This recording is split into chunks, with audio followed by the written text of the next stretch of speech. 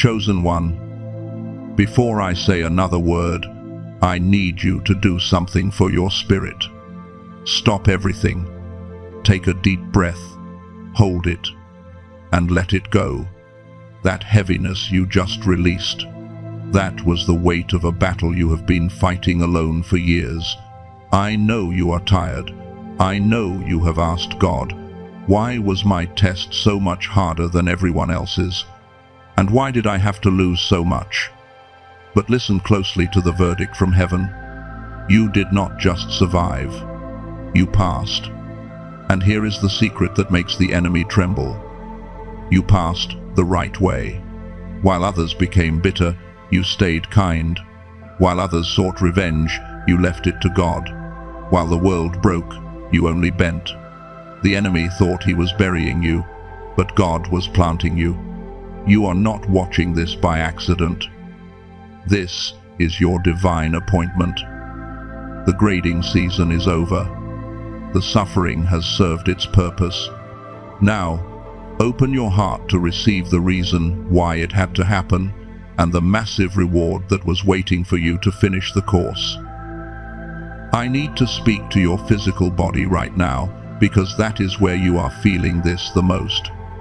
You have been walking around with a strange pressure in your chest. It is not pain, but it feels like a tight band wrapped around your heart. You wake up with your jaw clenched. Your shoulders feel like they are carrying invisible concrete blocks. You have gone to doctors, you have taken vitamins, but the exhaustion does not go away. Listen to me. This is not medical. This is spiritual. You are suffering from battle fatigue. You have been on the front lines of a spiritual war that your family does not see and your friends do not understand.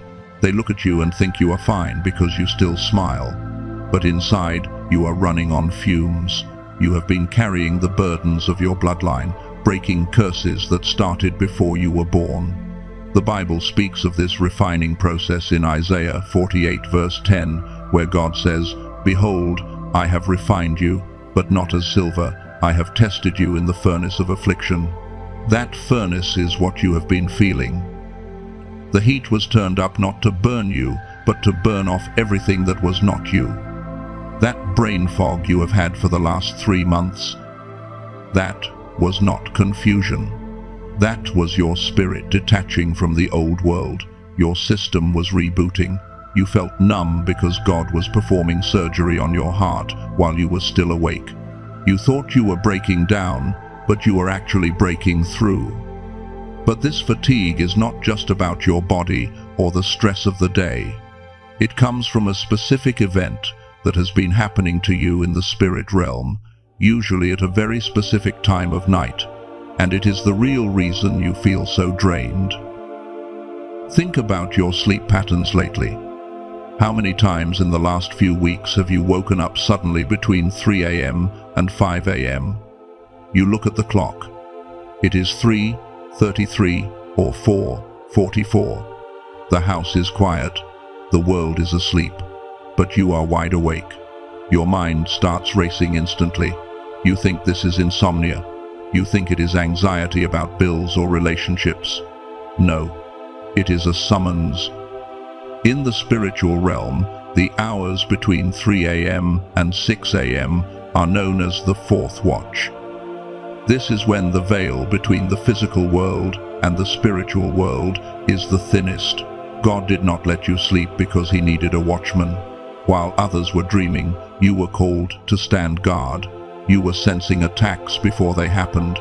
You were feeling the shifting of atmospheres. That anxiety you felt in the middle of the night was actually your spirit picking up on enemy signals. You were fighting battles in your sleep. Scripture tells us in Psalm 130, verse 6, "My soul waits for the Lord more than watchmen wait for the morning." You have been that watchman. The reason you are so tired during the day is that you have been working a double shift. You work a job in the natural, and you work a warrior's shift in the spiritual. The enemy tried to use these waking hours to torment you with fear, to make you overthink your past mistakes, But God allowed it because He was downloading secrets into your spirit that are about to be unlocked. You are not an insomniac. You are a general who was called to the war room. So the next time your eyes fly open at 3 a.m., do not grab your phone. Do not panic. Just say, "I am here, Lord." But I know that in those long, dark hours, there was one thing that hurt more than the lack of sleep. And in those nights of tossing and turning, the biggest question screaming in your mind was always this: God, if I am your chosen one, why are you so silent when I need you the most? The answer to that question is not what you think, and it is going to shock you. The silence of God. It is the most painful part of the chosen one's journey. You prayed, and the ceiling felt like brass. You cried, and it felt like your tears were falling into a void. You saw other people who do not even try to live right, getting blessed instantly. But you got silence. You felt abandoned.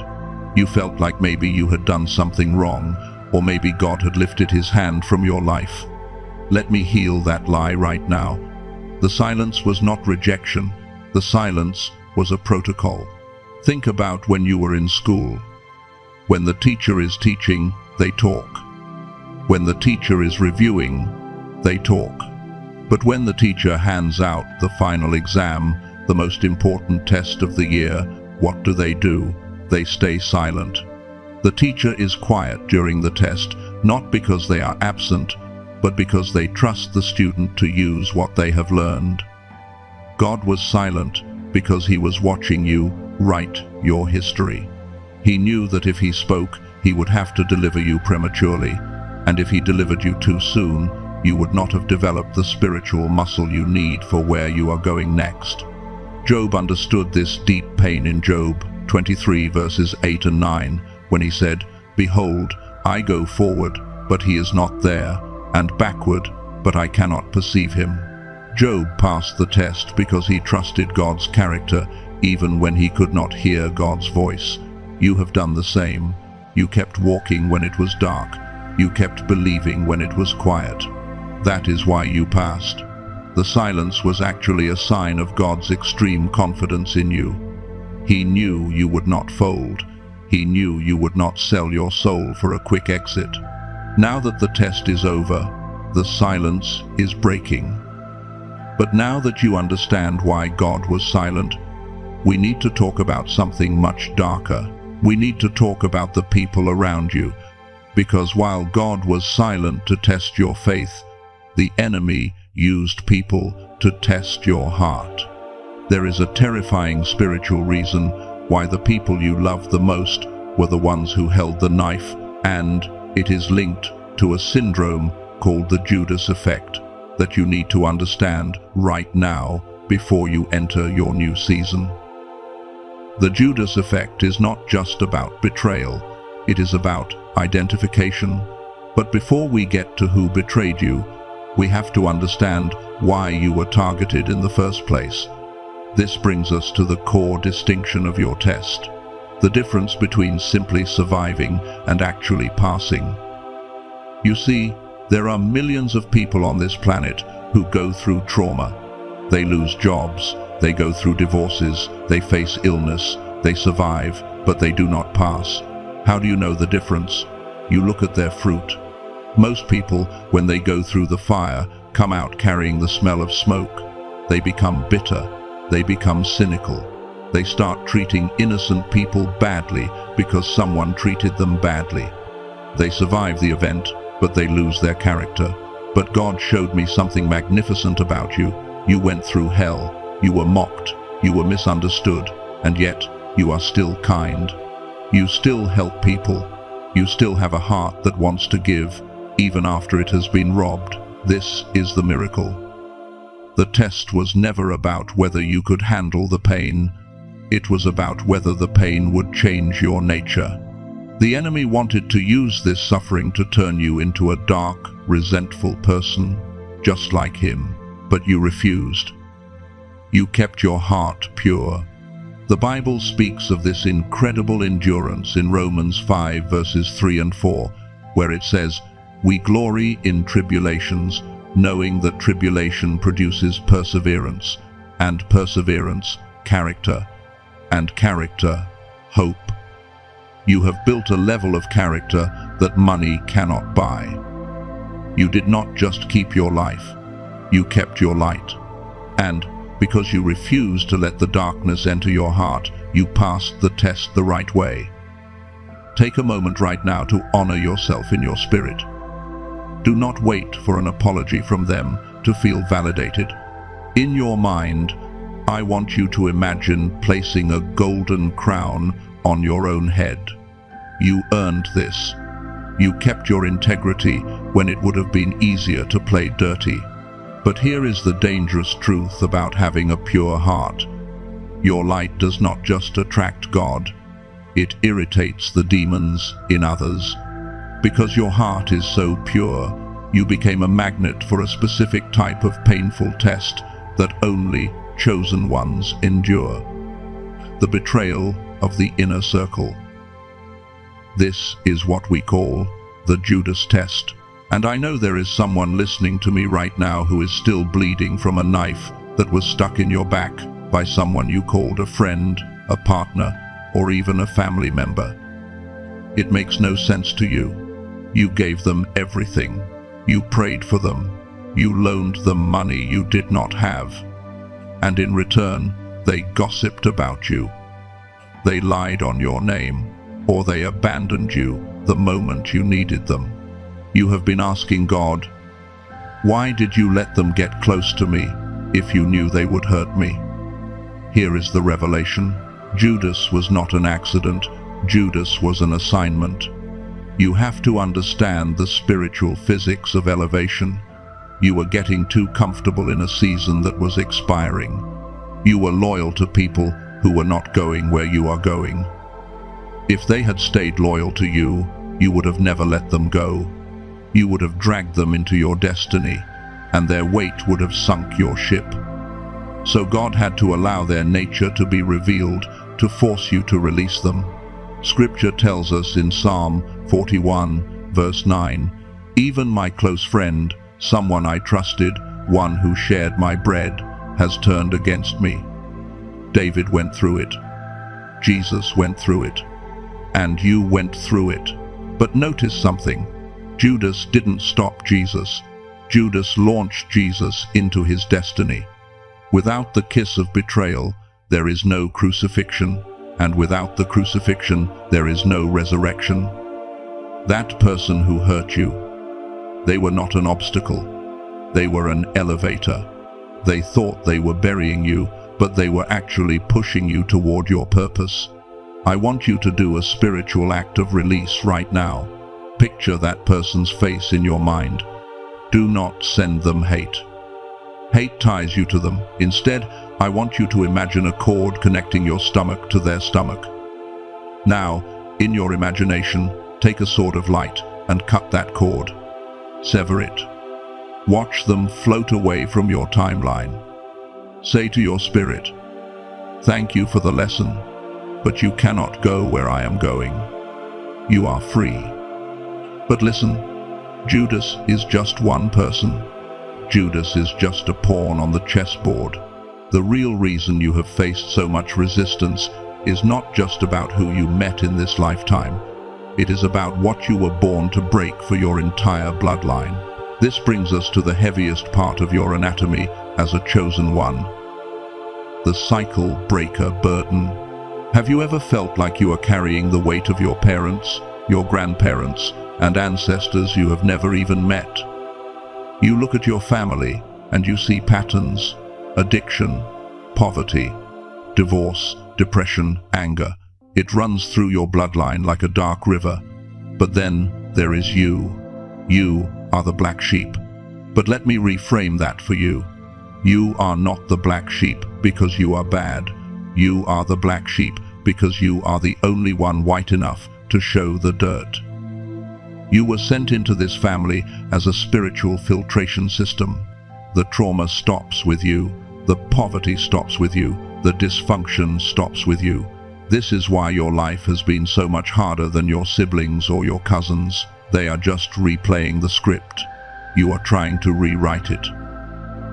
God speaks of this mission in Isaiah 58 verse 12, where he says, "You shall be called the repairer of the breach, the restorer of streets to dwell in." That is your title in the spirit realm. You are a repairer. You have been fighting demons that your grandfather made agreements with. You have been feeling pains that your mother refused to heal. It is unfair. I know it is unfair. You feel like screaming, "Why do I have to clean up a mess I didn't make?" Because you are the strongest. Because God looked down at your bloodline and saw that it was heading for destruction, and he said, "I will send one of my best warriors down there to turn the ship around." That warrior is you. Every time you chose to heal instead of getting high, you were breaking a chain. Every time you chose to forgive instead of holding a grudge, you were rewriting your DNA. You have been doing the work of 4 generations in one lifetime. So, if you feel exhausted, it is not because you are weak. It is because you are carrying the cross for your entire lineage. But hear this good news. The heavy lifting is done. The chains are broken. You have paid the debt for the house. Now, you are about to walk into the inheritance that the enemy tried to steal from your family for centuries. Type, "I break the cycle," in the comments to seal this decree in the atmosphere. But as you stand there, looking at your family, looking at the people around you, you still feel a deep, nagging sense of not belonging. Even after breaking the curses, you still feel like a stranger in your own home. You look at humans, and you feel different. Like you are operating on a completely different operating system. There is a reason for that. It is not just about your family trauma, it is about your cosmic origin. You feel like an alien because, in a spiritual sense, you are one. And science and scripture are about to collide to explain exactly why your DNA repels the world around you. You have spent your entire life trying to fit into circles that were too small for your spirit. You have walked into rooms and felt the atmosphere change instantly just because you entered. People either love you intensely without knowing why, or they hate you instantly without a reason. There is no middle ground with you. This is the eagle among chickens paradox. You see, a chicken looks at the ground, it fights for scraps, it lives in a flock. But an eagle flies alone. It looks at the sun, it hunts from the heavens. You have been criticizing yourself for being socially awkward. You have wondered why you feel drained after just 1 hour of small talk. You thought you were introverted, or maybe even broken. No, you are not broken. You are high frequency. Everything in this universe is energy and vibration. Your spirit carries a frequency that is calibrated to the throne room of God, while the world around you is operating on the frequency of survival and ego. When you try to lower yourself to fit in, your spirit rebels. That anxiety you feel at parties or family gatherings, that is not fear. That is your spiritual immune system rejecting an environment that is toxic to your destiny. The Bible confirms this distinction in 1 Peter 2 verse 9. But you are a chosen people, a royal priesthood, a holy nation, God's special possession, that you may declare the praises of him who called you out of darkness into his wonderful light. Notice the word called out. You cannot be called out and fit in at the same time. You were designed to stand out. You were designed to be the glitch in the matrix. When you speak the language of light, truth, and depth. But the world speaks the language of shadows, manipulation, and surface-level noise. Of course they misunderstand you. Of course they call you too sensitive. You are trying to explain color to people who only see in black and white. Stop apologizing for your depth. Stop trying to shrink your wings just so you can fit into their cage. The isolation you have felt was not a punishment, it was a quarantine. God had to separate you to preserve your frequency. If you had stayed in those groups, your oil would have been contaminated. You are a vessel of honor, carrying a new wine that the old wineskins cannot handle. Accept your alien status. Wear your difference like a badge of honor. You are not weird, you are holy. Holy simply means set apart. But there is a dangerous side to shining this brightly. In the spiritual realm, light does not just attract attention, it attracts insects. Your brightness is a signal flare to the kingdom of darkness. They see who you are even before you do. And because your light is so blinding, the enemy cannot afford to leave you alone. In fact, your light is so dangerous to his agenda that he had to design a specific weapon to try and shut you up. This leads us to the reality of the targeted attack. You have asked yourself 1,000 times, why is my life a constant battlefield? Why does it seem like every time I take 2 steps forward, something comes out of nowhere to knock me 3 steps back? You look at others people who lie, cheat, and steal, and their lives seem smooth. They don't have car trouble every month. They don't have sudden health scares. They don't have chaos in their relationships. And you think, maybe God favors them more. No. Listen to me carefully. The enemy does not attack what is empty. A thief does not break into a house that has no furniture. The intensity of the attack is proof of the value of the treasure inside you. The enemy is not fighting your past. He is terrified of your future. He is not attacking who you were. He is attacking who you are becoming. The devil is a legalist. He studies your bloodline. He sees the greatness written in your DNA. He sees that you are the one who is going to generate wealth for the kingdom. He sees that you are the one who is going to break the addiction gene. So he launches what I call preemptive strikes. This is why you faced financial ruin right before a big opportunity. This is why you had a breakup right before a spiritual breakthrough. He wanted to break your legs so you couldn't walk through the door God opened. The Bible reveals this strategy in John 10 verse 10. The thief comes only to steal and kill and destroy. I have come that they may have life and have it to the full. Notice the order. The thief comes first. He tries to intercept the blessing, but notice the promise. Jesus comes to give life to the full. The attack is actually a confirmation that the full life is right around the corner. Think about the specific areas where you have been hit the hardest. Is it your finances? That means you are called to be a kingdom financier. Is it your voice? Have people tried to silence you or slander you? That means your testimony has the power to set captives free. Is it your mind? Have you battled intense fear and depression? That means you have the mind of Christ to solve problems for your generation. The area of your greatest battle is the area of your greatest authority. The enemy is showing his hand. He is showing you exactly what he is afraid of. He is afraid of your wallet. He is afraid of your voice. He is afraid of your influence. So stop looking at the attacks as bad luck. Look at them as intel. Look at them as a map pointing to your treasure. If he is attacking your money, rejoice, because a massive financial shift is coming. If he is attacking your reputation, stand tall, because God is about to elevate your name in rooms you haven't even entered yet. But I know the last few weeks haven't just been a battle. They have been an all-out war. It felt different this time, didn't it? It felt final, and that is because it was. But the most brutal attack always comes right before the sunrise.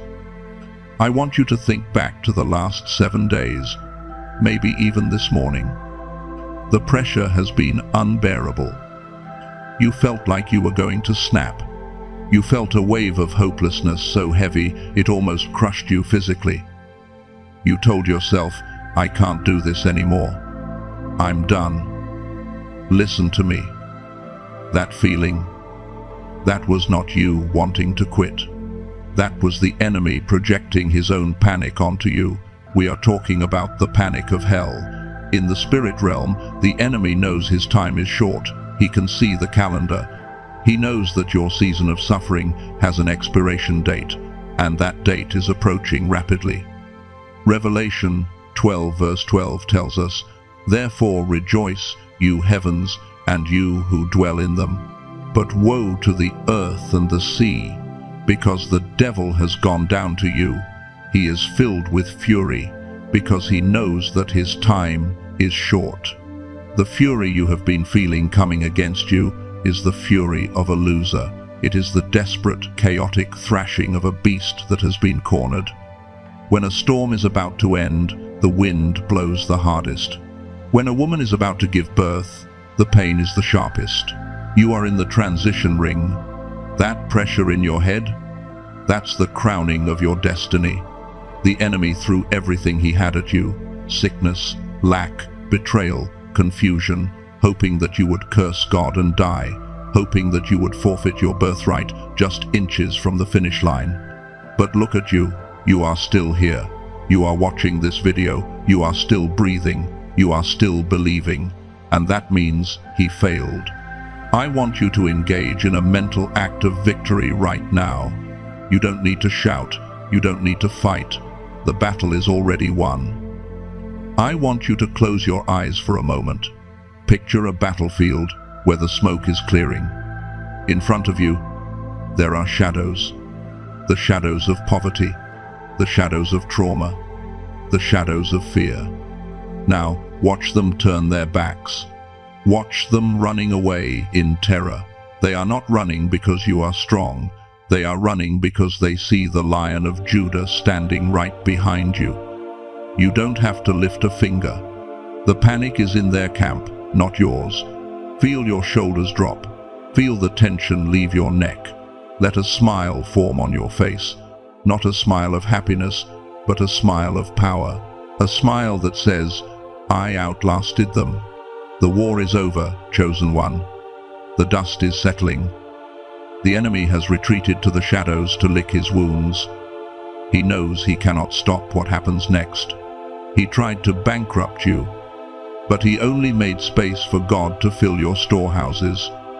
He tried to break your heart, but he only expanded your capacity to receive divine love. Now, open your eyes and look at your hands. Spiritually, your hands are no longer empty. They are no longer holding weapons of war. God is placing something new in them right now. It is heavy. It is golden. It is the key to the very treasure house that the enemy was trying to guard. God kept it hidden until you were strong enough to hold it, and today the vault is opening. That key in your hand is not just symbolic, it is the access code to what Scripture calls the restoration of all things. We need to talk about your losses, because the enemy has tried to convince you that what you lost is gone forever. He has whispered to you that you are too old to rebuild, that the economy is too bad, or that you missed your window of opportunity. That is a lie from the pit of hell. The kingdom of God operates on a principle called divine compound interest. In the world's economy, if you lose money, it is lost. But in God's economy, if you lose something for the sake of righteousness, it is not lost, it is sown. And a seed never comes back as just a seed. It always comes back as a harvest. You have been looking at your bank account with fear, but God is looking at your spiritual account with anticipation. Every tear you cried was recorded. Every dollar you gave away when you barely had enough for yourself was recorded. Every time you were cheated and chose not to sue, it was recorded. Now, the books are being balanced. You are entering the job season. We talk about Job's suffering, but we often forget how his story ends. Job 42 verse 10 says, "After Job had prayed for his friends, the Lord restored his fortunes and gave him twice as much as he had before." Notice the math, not the same amount. Twice as much. This is the law of the double portion. The enemy stole your peace, so God is giving you double peace. He stole your years, so God is redeeming the time. He attacked your finances, so God is releasing an overflow that will not only pay your bills, but will fund your destiny. You need to prepare your mind for a wealth transfer. Proverbs 13 verse 22 declares, "A sinner's wealth is stored up for the righteous." Do you understand what that means? The resources you need are currently in the hands of people who do not know God, but a shift is happening. Contracts are about to be reassigned to you. Promotions are about to be handed to you by people who don't even like you. Unexpected checks are going to show up in the mail. This is not magic. This is the harvest. I want you to do a mental act of reception right now. I want you to think of the biggest debt or financial worry that is keeping you awake at night. Visualize that bill in your mind. See the numbers clearly. Now, in your imagination, I want you to see a massive hand coming down from heaven with a red stamp. Watch the hand slam that stamp onto the bill. Read the words in red ink, "Paid in full." Feel the relief washing over your body. The Creator of the universe has just taken over your expenses. Stop trying to figure out how it will happen. Your job is to align. His job is to provide. But listen closely, because money is just paper. The true wealth of a chosen one is not just what is in your pocket. It is who is in your circle. The overflow of wealth is coming, but it is useless if you are surrounded by leaks. This wealth transfer is accompanied by a complete restructuring of your social reality. This brings us to the divine network. One of the most painful parts of your test was the isolation. You watched friends drift away. You stopped getting invited to gatherings. You felt like a pariah. But that subtraction was actually God's way of clearing the construction site. You cannot build a skyscraper on the foundation of a shack. The people who left you were scaffolding. They were there to help you build the first level, but they could not support the weight of your destiny. If they had stayed, their small thinking would have capped your growth. Their jealousy would have sabotaged your harvest. So God removed them. He didn't lose them, He removed them.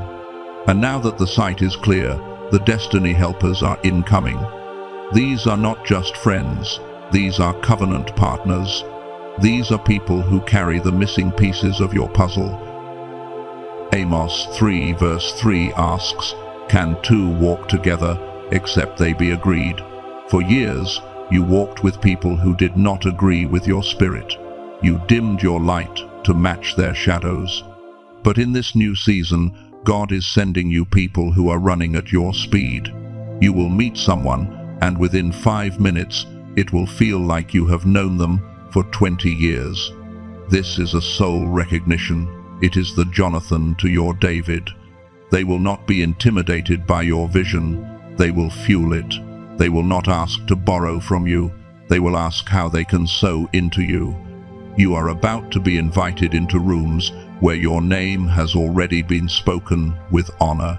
You are about to sit at tables where your wisdom is celebrated, not tolerated. The days of begging for a seat are over. The master of the banquet is pulling out a chair for you. But here is the question that haunts every chosen one who has been betrayed. How will I know? How will I know if this new person is a destiny helper or another Judas in disguise? I have been burned so many times. God, I am afraid to trust again. I hear you, and God heard you too. That is why, along with the money and the people, He has upgraded your spiritual hardware. He has activated a superpower in your eyes that will prevent you from ever being deceived again. This is the gift of discernment. In the past, you ignored the red flags because you wanted to be loved. You suppressed that knot in your stomach because you didn't want to be judgmental. But the test you just passed has refined your spiritual senses. Hebrews 5 verse 14 speaks of those who by constant use have trained themselves to distinguish good from evil. You have been trained by fire. You now possess what I call spiritual X-ray vision. From this day forward, when you meet someone, you will not just hear their words, you will feel their motive.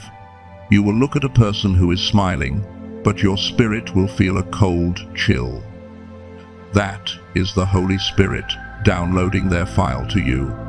You will know who is a snake before they even bite. You will know who is a gold digger before they ask for a dime. This discernment is your protection for the harvest. It is the security system for the wealth God is sending. You will no longer waste years on the wrong relationships. You will no longer sign contracts that lead to traps. When you feel that check in your spirit, that sudden hesitation, that lack of peace, you will obey it immediately. You will not rationalize it away. This gift is active right now. Think about a decision you need to make or a person you recently met. Stop thinking with your brain and drop down into your gut. Is it heavy or is it light? That lightness is God's green light. That heaviness is God's protection. Trust it. You are now walking with the eyes of a prophet. But be careful, chosen one. With this great power and this massive harvest comes a responsibility that many fail to handle. There is a specific trap that opens up the moment you start winning. It is a deadly mistake that 90% of chosen ones make right after their breakthrough, and if you fall into it, you could lose everything you just gained. The deadly mistake that 90% of chosen ones make is this: they talk too soon. You are so relieved that the battle is over, so excited about the blessing that is flowing in, that you want to shout it from the rooftops. You want to run back to the people who mocked you and show them the receipt.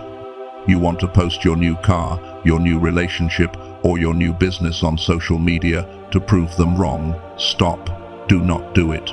This is the law of silence. You must understand that the enemy cannot destroy what he cannot detect. During your season of suffering, you were hidden by God. But the moment you step into the light of the harvest, you become visible again. And the first thing the enemy looks for is a loose tongue. Jesus gave us the ultimate command on this in Matthew 7 verse 6. Do not give dogs what is sacred. Do not throw your pearls to pigs. If you do, they may trample them under their feet and turn and tear you to pieces. Listen to the warning. It says they will tear you to pieces. Why? Because pigs do not know the value of pearls. They think it is food. When they realize they cannot eat it, they get angry and attack the giver. The people who abandoned you in your valley do not deserve to celebrate on your mountaintop. If you tell them your good news, they will not say, "Congratulations." They will say, "Why her? Why him?" And that jealousy turns into a spiritual arrow aimed straight at your new blessing. You must move like a ghost in this season. Build in the dark. Heal in private. Let your results make the noise, not your mouth. I want you to perform a mental act of sealing right now. Imagine your future plans, your new ideas, and your financial goals are glowing balls of light in your hands. Now, imagine taking a heavy velvet cloak, the cloak of invisibility, and covering them completely. Say to your spirit, "I command my tongue to be still. My destiny is too expensive to be exposed." This silence is not fear, it is strategy. But there is a deeper, more dangerous reason why you must stay quiet. It is not just about jealous friends. It is about a specific type of entity in the spirit realm that feeds on information. If you speak too much, you activate what we call monitoring spirits. These are demonic watchers assigned to track your progress. They listen for your plans. If you say, "I am buying that house next week," they go to that house and plant chaos. If you say, "I am starting this business on Monday," they create a blockage on Sunday night. Scripture warns us in Proverbs 21 verse 23, "Those who guard their mouths and their tongues keep themselves from calamity." Notice it says, keep themselves from calamity. Most of the calamities you faced in the past happened because you announced your pregnancy before the baby was safe. You announced the deal before the ink was dry. You gave the enemy the coordinates to bomb your bridge. So, here is the strategy for invisibility. When people ask what you are doing, give them vague answers. Be polite, but be a mystery. Confusion is your protection. Let them think you are just surviving while you are secretly thriving. Let them think you are confused while you are actually executing a divine blueprint. God hid Jesus in Egypt to save him from Herod. God is hiding you in silence to save your harvest from the Herods of this generation. But silence is only the defense. Now, we need to talk about the offense. We need to talk about what you are actually going to do with this massive blessing that is coming, because if you do not have a plan for the overflow will drown you. This leads us to the principle of managing the overflow. You must shift your mindset from a survivor to a steward. For years, you have been in survival mode, just trying to pay the rent, just trying to keep your head above water. But now, God is bringing you into a season of excess, and He is watching closely to see how you handle it. 1 Peter 4 verse 10 tells us, "Each of you should use whatever gift you have received to serve others as faithful stewards of God's grace in its various forms." The wealth is not for you to look rich, it is for you to be effective. The enemy wants you to spend your harvest on looking good, to impress people who don't care about you. God wants you to invest your harvest to build infrastructure for the kingdom. Think about this. Why did God give you this test? Why did He trust you with this pain? Because He knew you would use the power you gain to help others. You are not a reservoir, you are a river. A reservoir holds water until it becomes stagnant. A river lets water flow through it, bringing life everywhere it goes. God is about to make you a distribution center for His resources. Money will come to you because it knows it can flow through you. You are going to pay off your debts, yes. You are going to buy your home, yes. But then, you are going to fund orphanages. You are going to help family members start businesses. You are going to be the answer to someone else's prayer. I want you to visualize your hands again. But this time, do not see them gripping money tightly. See them open. Visualize a river of gold flowing into your left hand, moving through your heart, and flowing out of your right hand to the people who need it. Feel the lack of fear. You are not afraid of running out because you are connected to the source. You have the right mindset. You have the protection of silence. You have the heart of a steward. The enemy has no legal right to touch you anymore. But there is one final thing. All of this, the healing, the protection, the wealth, needs to be locked in. It needs to be signed, sealed, and delivered in the courts of heaven so that no devil in hell can ever reverse it. We are about to do the final work. We are standing at the threshold of your new life, chosen one. But before you step over, we need to perform a spiritual surgery on your identity, because there is a quiet, dangerous voice whispering in your ear right now. Even as I tell you about the wealth and the restoration, a part of you is shrinking back. You are saying, "Who am I to have all this? I am broken. I have made mistakes.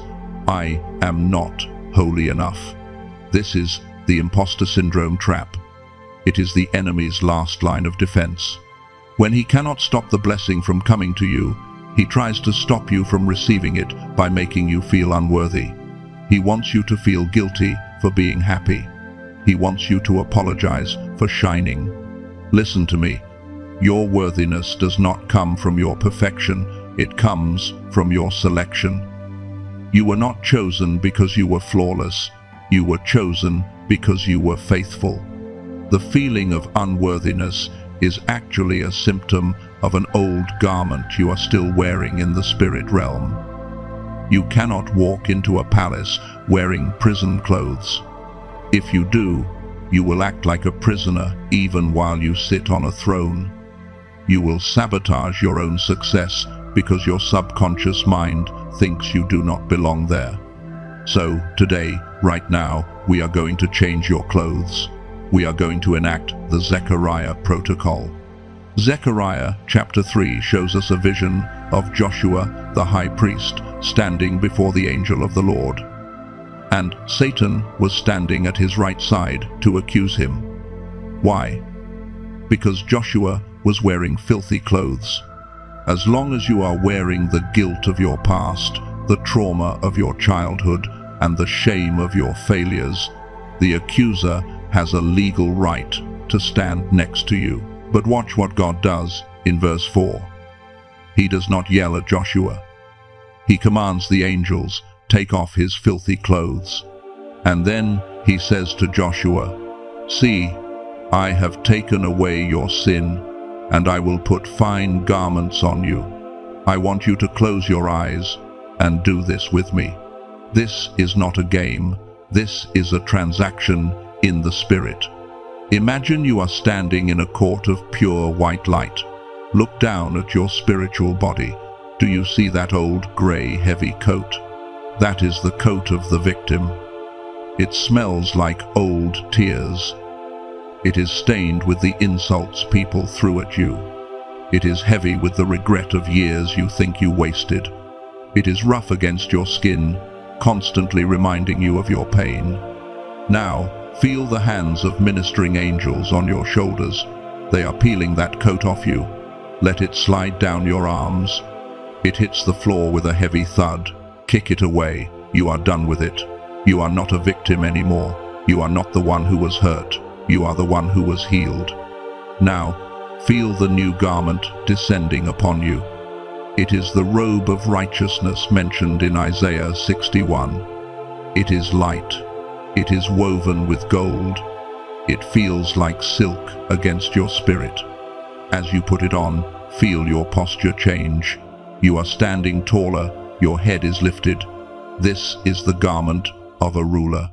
In the story of the prodigal son, in Luke 15, the first thing the father did when the son returned was to call for the best robe. Not a second-hand robe, the best robe. You are receiving the best that heaven has to offer. The days of settling for scraps are over. Feel the texture of this new reality. It is not just covering you, it is absorbing into you. The shame is gone. The fear of being exposed is gone. You look like royalty now. You are dressed for the occasion, but a robe is only for identity. To rule, you need something else. You need an instrument of command. A king does not ask, a king decrees. And to decree, you need the scepter of authority. Psalm 110 verse 2 says, the Lord will extend your mighty scepter from Zion, saying, rule in the midst of your enemies. Notice it says, in the midst of your enemies. You do not have to wait for all your enemies to disappear before you start ruling. You rule right in front of their faces. I want you to visualize a golden scepter being placed in your right hand. This scepter represents your authority to veto the enemy's plans. From this day forward, when fear tries to enter your mind, you do not argue with it. You point your scepter and say, I rebuke you. When sickness tries to touch your body, you do not accept it. You point your scepter and say, by his stripes I am healed. You are shifting from a prayer of begging to a prayer of legislation. You are no longer asking God to do what He already gave you the power to do. You are the deputy of your own life. Hold that scepter tight in your imagination. Feel the weight of it. It is your responsibility. It is your power. But listen to me closely, chosen one. A castle with open gates is just a ruin waiting to happen. You have the robe, you have the scepter, but we have not yet locked the doors. The enemy is pacing outside, waiting for you to fall asleep so he can steal it all back. We cannot let that happen. We need to perform the final, most critical step of this entire journey. We need to set a bloodline seal that will protect this blessing not just for you, but for your children and your children's children. Prepare your heart. We are about to lock the enemy out forever. The lock is not a physical key. It is a spiritual seal. And we are applying it right now because of a specific danger that Jesus warned us about in Matthew chapter 12, verses 43 through 45. He explained that when an impure spirit comes out of a person, it goes through arid places, seeking rest, and does not find it. Then it says, I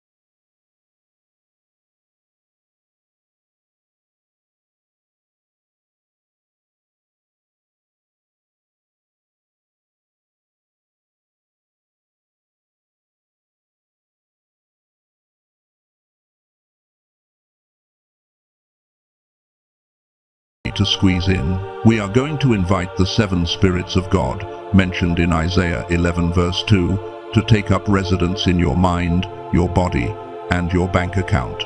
These are the Spirit of the Lord, the Spirit of wisdom, the Spirit of understanding, the Spirit of counsel, the Spirit of might, the Spirit of knowledge, and the Spirit of the fear of the Lord.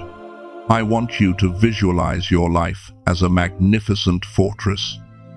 For years, the windows were broken and the doors were unhinged.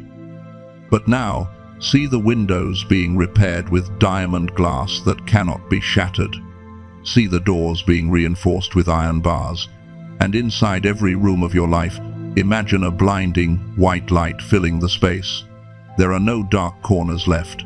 There are no shadows for a demon to hide in. You are not just clean, you are occupied, you are full. And because you are full of light, darkness cannot enter. But your victory is not just for you.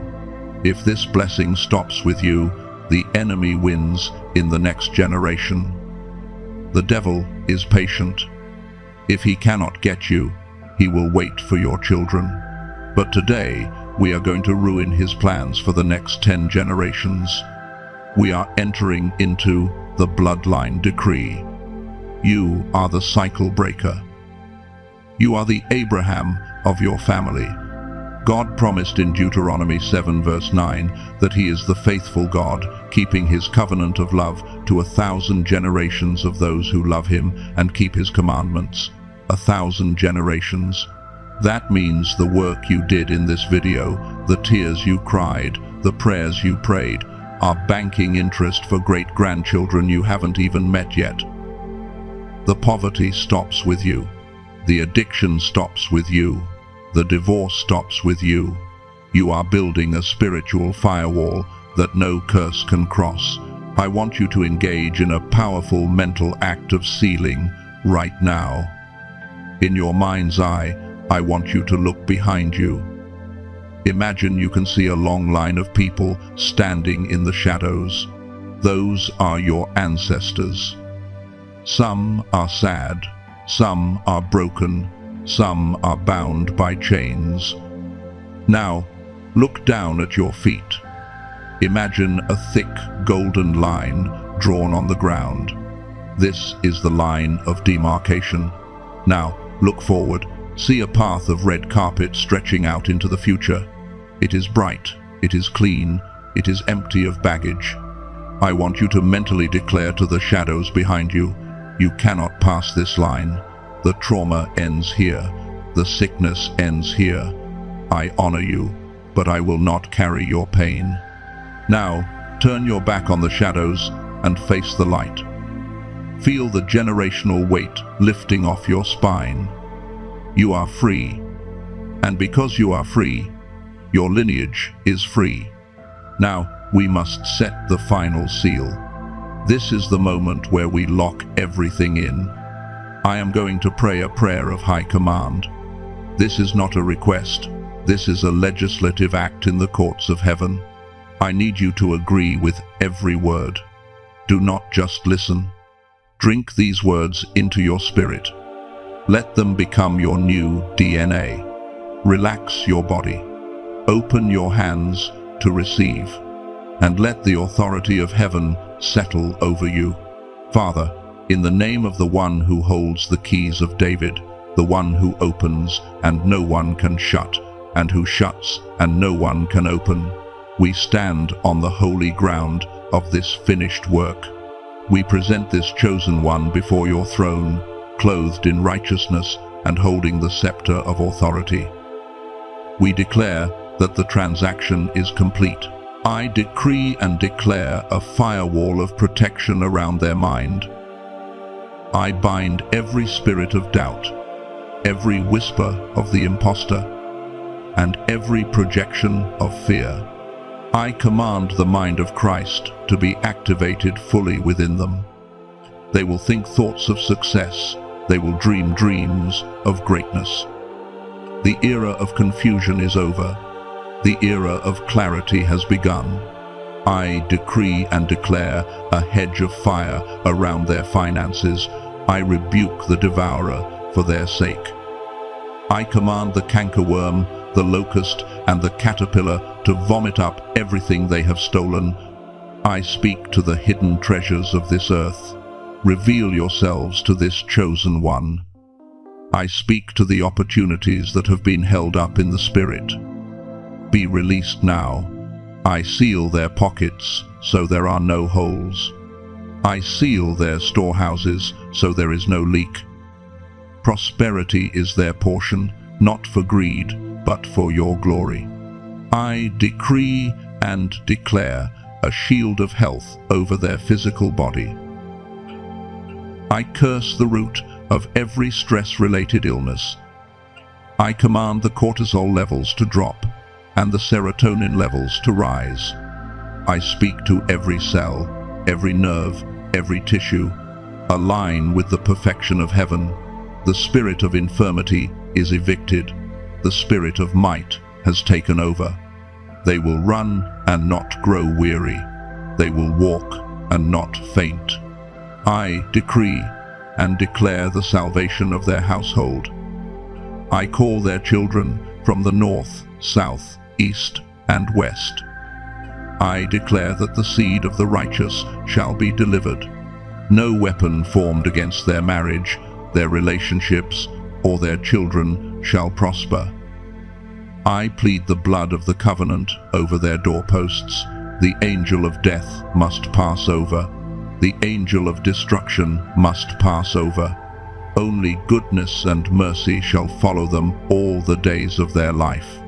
I decree and declare that their name is being whispered in rooms of influence right now. I command favor to go before them like a battering ram, breaking down doors of rejection. Where they were ignored, they will be celebrated. Where they were tolerated, they will be dominated. I silence every tongue that rises against them in judgment. I condemn every word curse spoken by jealous friends, or bitter family members. Those words fall to the ground now, powerless and void. I seal this destiny with the signature of the Most High. I declare that this is not a temporary relief. This is a permanent shift. The old season is rolled up like a scroll and put away. The new season is unrolled before them like a highway. Walk in it, chosen one. Walk in your power. Walk in your peace. Walk in your prosperity. The enemy is defeated.